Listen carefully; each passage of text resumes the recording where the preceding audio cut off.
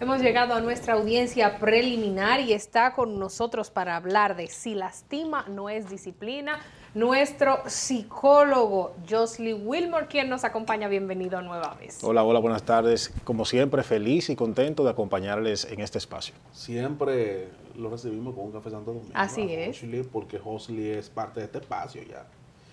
Y Josly me dice a mí, por favor, el café Santo Domingo, antes de iniciar cada conversación.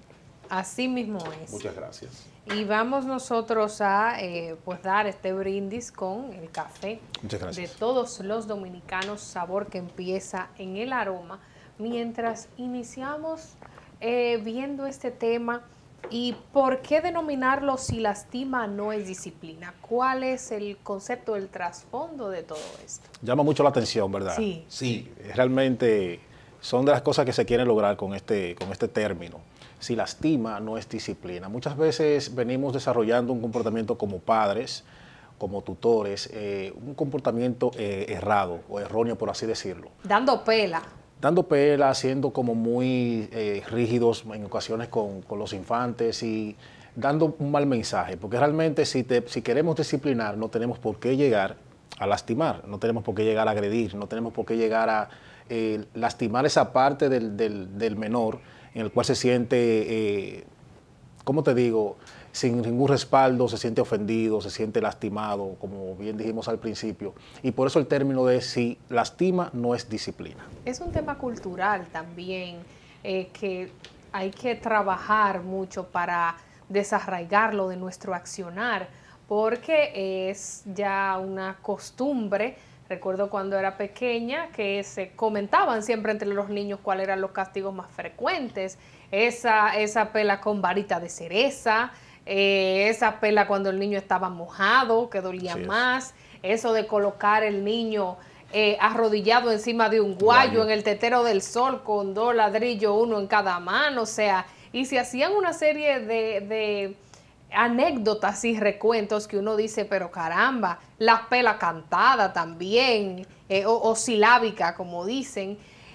¿Qué tan fuerte es esa cultura de pela en República Dominicana comparado con otros países, tal vez de Latinoamérica? Mira, justamente de ahí, Susi, es que realmente queremos partir, del hecho de que siempre repetimos patrones, generación tras generación, y siempre damos como bueno y válido la forma en cómo nos criaron, porque nos vemos ahora que somos personas, somos entes sociales que damos aporte a nuestra sociedad y entendemos que esa crianza es valorada por eso. Bueno, mi mamá y mi papá me criaron bien porque realmente mira cómo yo soy hoy.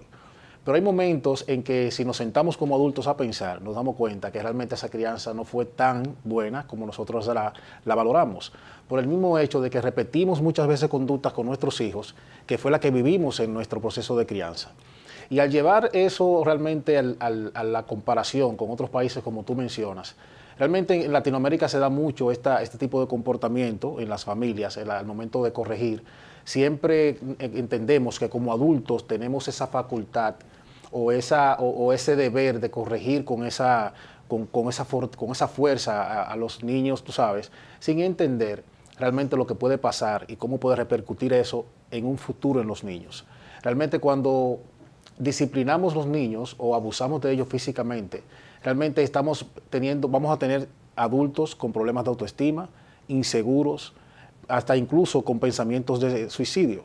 Muchas veces cuando vemos casos de suicidio y nos vamos al estudio clínico de ese caso, nos damos cuenta que fue una persona que en su infancia realmente fue maltratado. ¿Cómo conocer alternativas a la pena? O sea, uno, ¿verdad? Ya sabemos de los casos de que muchos nos criaron dando nuestra pela. Es así. Susi le llegaron a dar. Susi, ¿usted llegaron a dar su? Oh, pero por supuesto. Susi, traviesa muchacha. No, yo era tranquila, pero me tocaron. Fui la primera hija y tú sabes que los hijos mayores regularmente tienden a disciplinarlos más que los que vienen más atrás. Entonces, Josly, ¿qué alternativas hay? O sea, le cambiamos el correazo, ¿por qué? Le damos con la varita, pero hay que cambiarlo por otra cosa. Ponerlo de rodillas, hay que cambiarlo por tal cosa. Ese calizo que doblaba esquina. Sí, realmente ahí en las redes sociales siempre son de mucha son muy jocosas. Hay una imagen que anda en las redes sociales que dice, hay una chancleta, hay una correa, hay una vara y dice debajo, este era el psicólogo de mi tiempo. Sí. O sea, realmente entendemos que en aquel tiempo el psicólogo no era realmente tan mencionado, ni la gente no tenía esa costumbre de ir al psicólogo a trabajar ningún tipo de situación. Y descartando la necesidad de que exista hoy día, o sea, alegando que si volviéramos tal vez a estos métodos, la cosa funcionaría. Exactamente. Pero es como estamos mencionando desde un principio, realmente se ha determinado que no es así. Cuando realmente abusamos de nuestros hijos, es como mencionamos hace un momento, estamos creando individuos inseguros y con problemas de autoestima. Ahora bien, vámonos a esa parte que menciona Vianney. ¿Hay otras técnicas y herramientas? Claro que sí. Hay muchas técnicas que de mano de un profesional de la conducta podemos trabajar, como es el tiempo fuera, como es también el manejo de fichas, la modificación de conducta. O sea, hay muchas técnicas que realmente podemos darle a los padres para trabajar con sus hijos sin tener que llegar a la violencia ni a la agresividad, porque realmente no hacemos nada con disciplinar, entendiendo nosotros que estamos disciplinando, y realmente estamos maltratando a nuestros hijos de una manera tal que el niño incluso en el colegio puede recibir un abuso y entenderlo como bueno y válido por el simple hecho de que en su casa recibe el mismo mensaje. Ese dicho de muchos niños o jóvenes, adolescentes que dicen, yo prefiero una pela a un sermón, y especialmente esos padres, o es más común esas madres que empiezan a dar esos boches, y esos boches se mantienen el día entero. Mientras va viendo el muchacho, eso se pasa como una cantaleta repitiendo. ¿Eso es efectivo? ¿No es efectivo? ¿Cómo debe ser las palabras que digamos a nuestros hijos para corregirlos? Realmente debemos educar mucho a los padres y a los tutores, precisamente en esta parte. Como padres debemos automanejarnos, tener autocontrol, poder nosotros primero asimilar la idea de lo que queremos expresar y no partir de la incomodidad, de la molestia que tenemos en el momento. Porque por eso realmente es que llegamos a golpear a los niños o a hablarle mal. Realmente cuando entendemos que he corregido a mi hijo varias ocasiones y no he visto un resultado en el positivo. Y lo saca de quicio, porque eso, hay niños eso también realmente que me altera. Sacan de quicio. Eso no justifica. No justifica el hecho, pero partiendo de ese momento, de esa incomodidad, es que realmente reacciono de esa forma. Hemos visto casos en padres que luego de dar una pela lloran ellos más que el mismo niño, y es porque sienten esa culpa y ese remordimiento de haber accionado de esa forma por pensar con la cabeza caliente, como decimos. Y se fatigan, disculpen que le interrumpan, pero recuerdo que cuando estaba en el colegio tenía una profesora que decía, ustedes deben portarse bien, sobre todo para cuidar de sus padres. Algunos de ustedes que ya son los últimos hijos y que los padres tienen 50 y pico de años, un padre de esa edad dándole una pela fuerte se fatiga y hasta le puede dar un infarto. No, y más aún, yéndonos un poquito más lejos, son padres que incluso van al colegio y delante de sus amiguitos le reprenden al niño. Ay, no. Incluso hay maestros que dicen, Juan, dime, llamo a tu mamá para que te corrija. No, profesora, tranquila, que yo voy a estar bien. Pero es por el miedo, por el simple hecho de evitar que la madre se presente al centro. Entonces, eso realmente no es saludable en ningún sentido. Y como tú mencionas en la pregunta, realmente debemos primero planificar cómo abordar al niño y no tener esos discursos tampoco tan amplios, porque para yo llamar la atención a un niño por algo específico, no tengo que hacer todo un recuento, tú sabes, toda una historia, porque tampoco el mensaje llega claro. Entonces es un asunto de yo tranquilizarme y poder directamente sentarme con el niño o con la niña y ponerle las pautas realmente de por qué hizo eso, por qué no hacerlo, qué hacer para cambiarlo y cuáles van a ser las consecuencias si en poco tiempo no veo un cambio positivo en él. Hay muchachos que son traviesos. Todos en República Dominicana. No, pero hay unos muchachos que de verdad que ponen a los padres locos. Esos niños que no lo pueden dejar, que nadie se lo cuida, ¿eh? No se lo cuidan porque ponen a los abuelos y a los tíos locos, a todo el mundo. ¿Usted era así, Vianney, cuando pequeño? No, yo me portaba bien.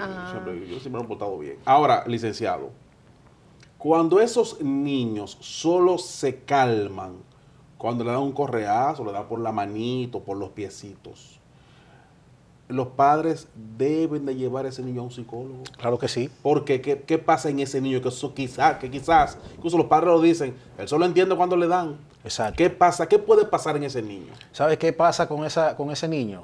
que ya está condicionado. Es un niño que si realmente está, como tú dices, alterado, está muy inquieto, hasta que no le dan ese golpe, entonces no se tranquiliza. Y eso realmente es realmente problemático. Porque ya nos damos cuenta de que el niño está condicionado. Es como igual como el perro, cuando tú con el silbido, ya el perro sabe que va a comer y empieza a salivar. Tú lo condicionas para que el perro sepa que cuando tú silbes, él va a comer. Entonces es lo mismo. Y esa es la parte donde no debemos llegar. Es darle ese mensaje a nuestros hijos de que no tenemos que llegar a abusarlos ni violentarlos para que ellos puedan entender que no pueden o no deben hacer cierta acción, tú sabes. Entonces debemos manejarnos en esa parte y entender como padres que toda la responsabilidad cae sobre nosotros, porque en la forma en cómo criemos y formemos a nuestros hijos, de esa misma forma se van a enfrentar ellos a la sociedad. Si yo abuso de mi hijo en la casa, mi hijo va a aceptar el abuso en la calle como algo bueno y válido. Estoy mandando a un niño a la calle vulnerable que no va a saber diferenciar las cosas malas de las cosas buenas. Entonces, debemos realmente ser seres pensantes y mantener dentro de nuestro hogar, en nuestra familia, un ambiente saludable.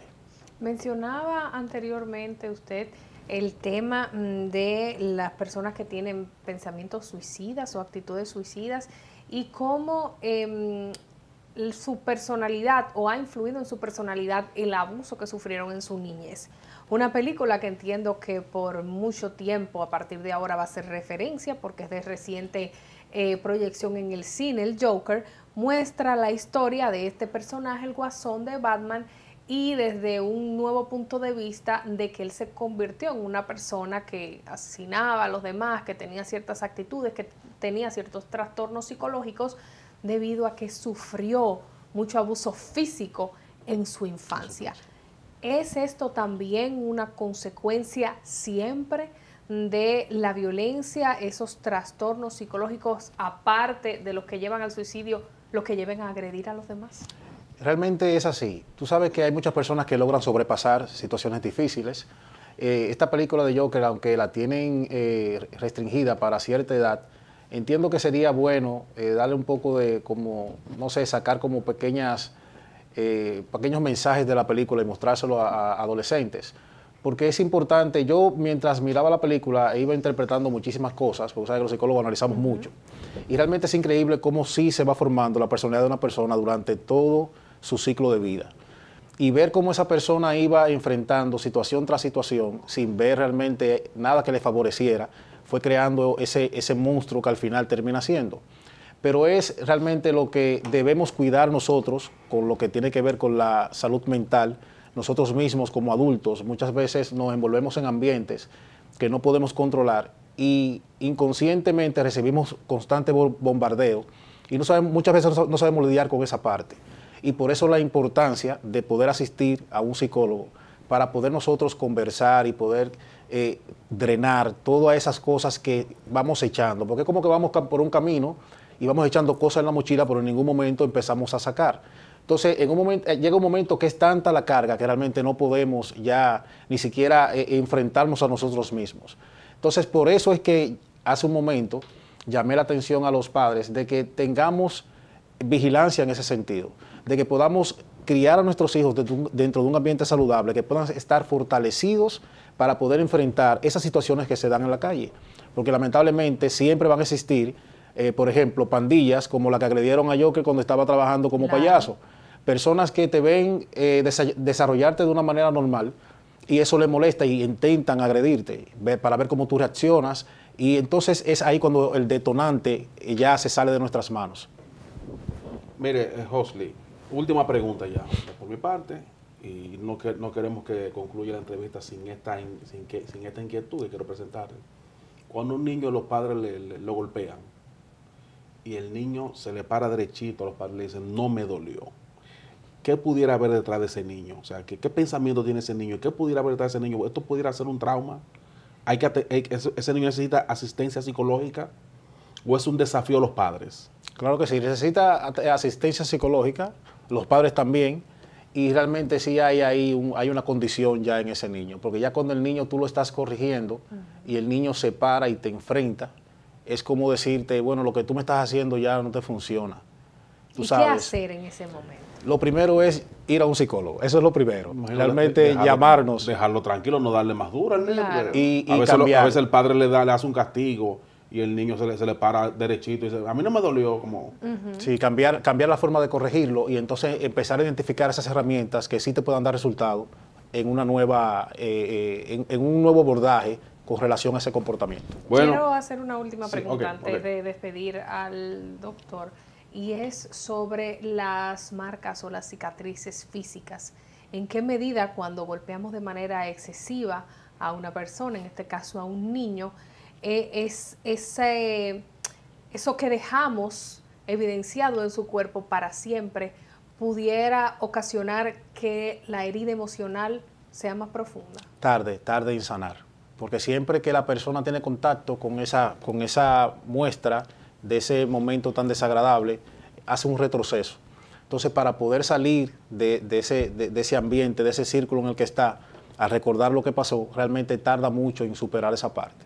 Entonces, por eso realmente es la importancia de no abusar físicamente de nuestros niños, porque pasa a ser abuso físico por el hecho de que como adultos estamos corrigiendo a niños menores de edad que no tienen realmente cómo defenderse ni cómo enfrentarnos. Entonces debemos manejarnos en ese sentido y ser un poquito más, controlarnos, tener un autocontrol y ser más consciente al momento de corregir a nuestros hijos. Bueno, gracias al licenciado Josly Wilmot, quien es psicólogo clínico y siempre él trae un tema interesante aquí en este espacio. Así es. Gracias a ustedes por la invitación. Vamos a una pausa, retornaremos entonces con el Tribunal Deportivo. Cristian Rojas ya está por ahí.